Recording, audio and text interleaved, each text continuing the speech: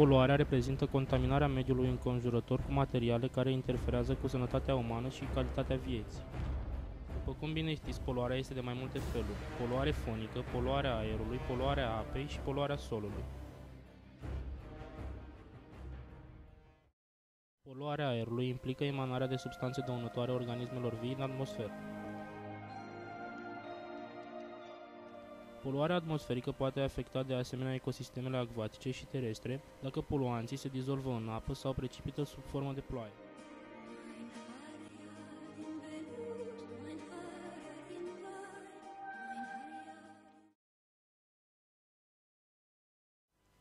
Ca și surse de poluare putem aminti industria, transporturile, erupțiile vulcanice, incendiile naturale. Consecințe ale poluării aerului sunt încălzirea globală și fenomenul de smog. În comunitatea noastră, cea mai mare sursă de poluare a aerului este combinatul chimic, acesta eliberând în mediul înconjurător peste 150.000 de tone de gaze cu efect de seră. Mă numesc Turc Iulia, sunt șef departament managementul securității. Combinatul de îngrășăminte chimice produce îngrășăminte pe bază de azot, azotat de amoniu, uree și îngrășăminte lichide. Mai deține instalații de producere a amoniac și instalații de producere a acid azotic.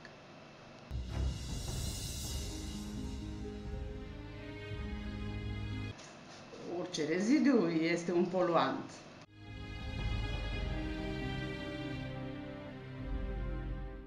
Fiecare instalație are o stație de preepurare a apelor reziduale.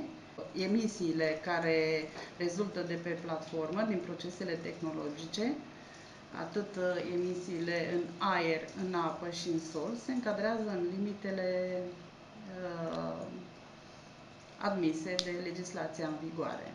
Preocuparea tuturor factorilor responsabili din unitate este pentru reducerea continuă a poluării. Ca atare, la sfârșitul anului 2011 a fost pusă în funcțiune o instalație de tratare a condensului bazic de la instalația azotat de amoniu. În planul de modernizare al combinatului chimic sunt prinse alte două măsuri de reducere a oxizilor de azot și pentru reducerea protoxidului de azot, care este un gaz cu efect de seră.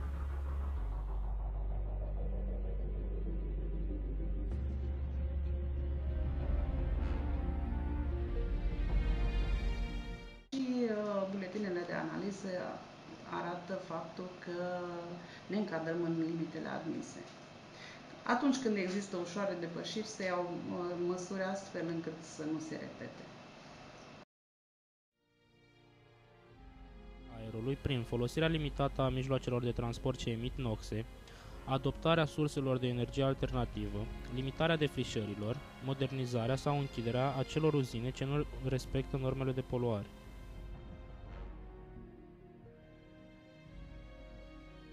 Poluarea apei. Prin poluarea apei se înțelege alterarea caracteristicilor fizice, chimice și biologice ale apei, produsă direct sau indirect de activitățile umane și care face ca apele să devină improprii utilizării normale în scopurile în care această utilizare era posibilă înainte de a interveni alterarea.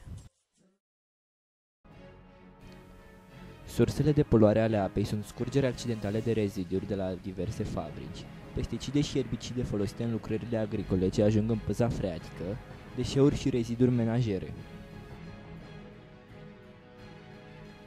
De curând s-a realizat și o nouă gură de deversare a apelor industriale pe malul opus al râului, menită să deverseze apa menajeră a combinatului chimic. Consecințe ale poluării apei pot fi asupra mediului, contaminarea mediului acvatic, distrugerea florei microbiene proprii apei, dar și asupra sănătății, boli infecțioase. Metode de combatere a poluării apei: epurarea pentru înlăturarea diferitelor categorii de poluanți, tratarea cu clor sau azot pentru distrugerea germenilor patogeni. Platforma celor de la Vivani deține o stație modernă de preepurare a apelor reziduale pentru a minimiza poluarea apei.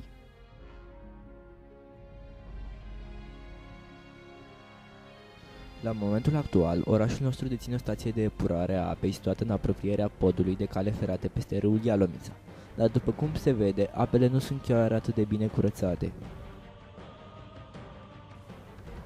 Poluarea solului reprezintă acumularea de compuși chimici toxici, materiale radioactive sau metale grele ce pot afecta viața plantelor și animalelor.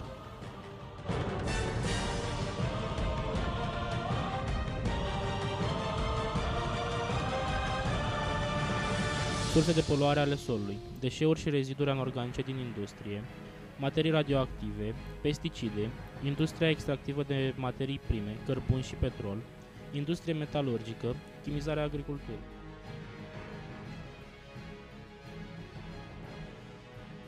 Consecințe ale poluării solului: reducerea fertilității solului, nedezvoltarea plantelor, eroziunea, moartea plantelor și animalelor din sol.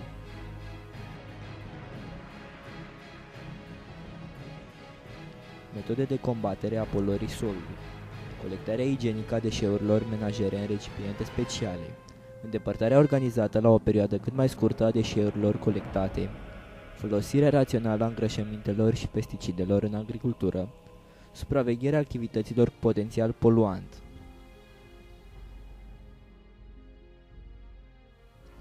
Când nu mai este posibilă reciclarea lor, depozitarea se va face în rampe ecologice. În comunitatea noastră, cei ce se ocupă de colectarea, reciclarea și depozitarea în rampe ecologice a deșeurilor menajere sunt cei de la Vivani.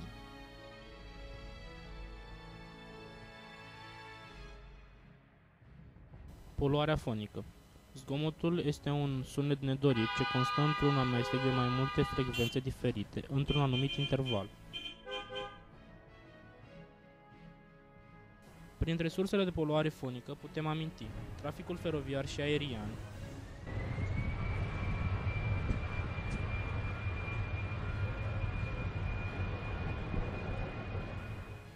activități din industrie,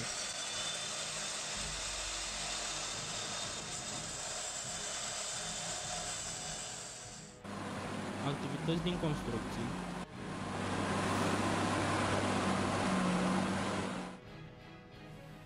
metode de combatere ale poluării fonice, măsuri tehnice, folosirea de materiale fonoizolante, mărirea distanței dintre sursa sonoră și om, folosirea de mijloace de protecție individuală, dopuri de vată, căști audioprotectoare.